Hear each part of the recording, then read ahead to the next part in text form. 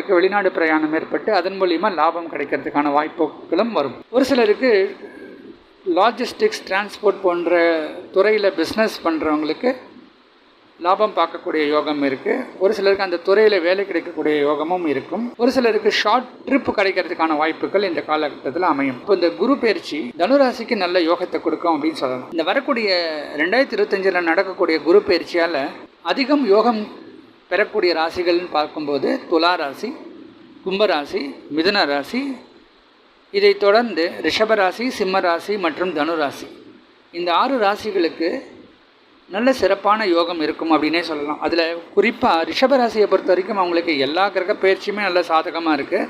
பாதிப்புகள்லாம் இல்லாதவங்க ரிஷபராசி. ஆனால் அதே சமயம் சிம்ம ராசி கொஞ்சம் பிரச்சனைகள் இருக்கக்கூடிய ஒரு டைம் தான். இந்த குரு பயிற்சி ஓரளவுக்கு ஆறுதல் கொடுக்கும் அப்படின்னு சொல்லலாம். இந்த பதிவு உங்களுக்கு பிடிச்சிருக்குன்னு நினைக்கிறேன். இது போன்ற அடுத்த பதிவில்